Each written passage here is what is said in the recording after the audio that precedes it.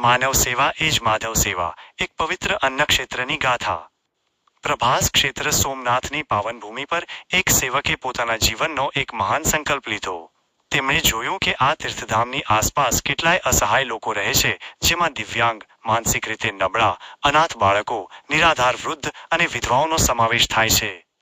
આ બધા ભોજન માટે ભટકી રહ્યા હતા, કારણ કે તેઓ ન તો ચાલી શકતા હતા કે ન તો તેમને ખબર હતી કે ભોજન ક્યાં મળશે। આ દર્દ જોઈને સેવકે એક અનોખી પહેલ શરૂ કરી, જેને નામ આપ્યું ચાલતું ફરતું અન્નક્ષેત્ર। આ અન્નક્ષેત્રની સૌથી મોટી વિશેષતા એ છે કે તે જરૂરિયાતમંદ લોકો સુધી પોતે જ પહોંચે છે।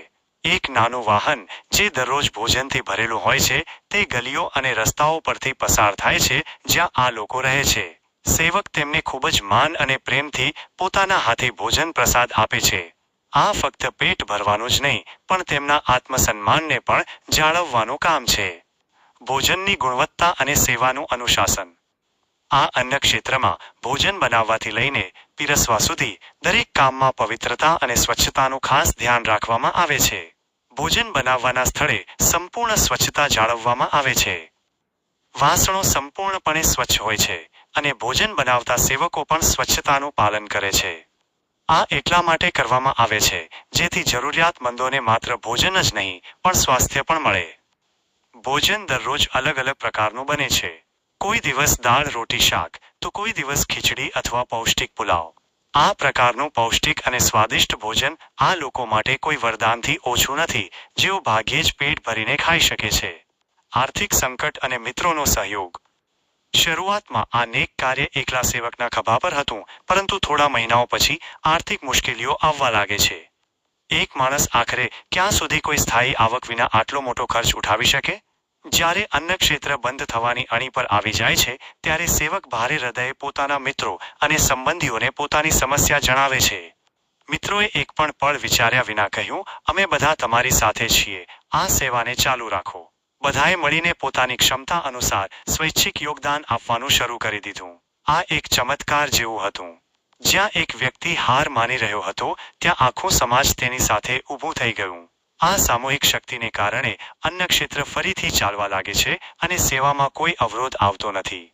જ્યારે ભોજનની સાથે દવા પણ શરૂ થઈ, સેવા સુચારુ રૂપે ચાલી રહી છે, પરંતુ એક દિવસ સેવક જુએ છે કે કેટલાક વૃદ્ધ અને અસહાય લોકો બીમાર હોવાને કારણે ભોજન લઈ શકતા નથી। તેમનું શરીર નબળું અને ચહેરો ઉદાસ છે। આ જોઈને સેવકનું હૃદય ભરાઈ આવે છે। તે વિચારે છે કે ભોજન તો આપી રહ્યો છે, પરંતુ જો તેઓ બીમાર જ રહેશે તો ભોજનનો શું ફાયદો? તે મનોમન ભગવાનને પ્રાર્થના કરે છે કે કાશ તે આટલો સક્ષમ હોત કે આ લોકો માટે દવાનો પણ પ્રબંધ કરી શકત। ત્યારે પ્રભુની કૃપાથી એક ફરિશ્તા બનીને આવે છે મુંબઈના એક સજ્જન સંજય નાયક। જ્યારે સેવક તેમને બીમાર લોકોની સમસ્યા જણાવે છે, ત્યારે સંજય ભૈયા તરત કહે છે, તમે આવા લોકોની ડોક્ટરની દેખરેખમાં દવા કરાવી આપો। જ્યારે પણ આર્થિક રીતે જરૂર પડે, મને યાદ કરજો, હું તમારી સાથે છું। આ સાહસ ભરેલા પ્રસ્તાવથી સેવકને એક નવી દિશા મળી છે। હવે ભોજનની સાથે સાથે ડોક્ટરની સલાહ પર દવાઓ પણ આપવામાં આવે છે। ઘણી વાર તો થોડા પૈસામાં જ લોકો સાજા થઈ જાય છે અને કોઈને પણ હેરાન કરવાની જરૂર પડતી નથી। પણ જ્યાં વધુ ખર્ચ આવે છે, ત્યાં સંજય ભૈયા નિસ્વાર્થ ભાવથી મદદ કરે છે। તેમના સહયોગથી આજે ઘણા લોકો સ્વસ્થ અને સુખી જીવન જીવી રહ્યા છે।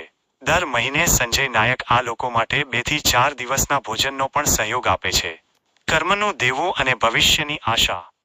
આ સેવામાં સંજય નાયક ઉપરાંત સેવકના મિત્રોનો એક સમૂહ પણ વર્ષોથી કોઈ પણ સ્વાર્થ વિના સહયોગ કરી રહ્યો છે। સેવક માને છે કે આ તેમના મિત્રોનો ઉપકાર છે જે તે ક્યારેય ચૂકવી શકતો નથી।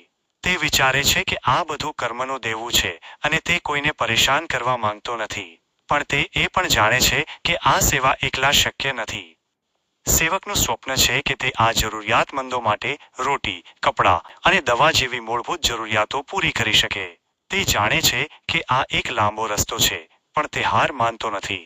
તે દરરોજ ભગવાનને પ્રાર્થના કરે છે કે વરસાદ, ઠંડી અને ગરમીમાં ખુલ્લા આકાશ નીચે રહેતા આ લોકો પર પ્રભુ પોતાની કૃપા જાળવી રાખે। તે સંપૂર્ણપણે પ્રભુ અને પોતાના મિત્રોના ભરોસે આ સેવા ચાલુ રાખી રહ્યો છે, કારણ કે તે જાણે છે કે જ્યાં સુધી દિલમાં સેવાનો ભાવ છે, ત્યાં સુધી કોઈ પણ અવરોધ મોટો નથી। આ વાર્તા એક સાચું ઉદાહરણ છે કે જ્યારે માનવતાની સેવા માટે લોકો એક સાથે આવે છે, ત્યારે માનવ સેવા એ જ માધવ સેવા બની જાય છે।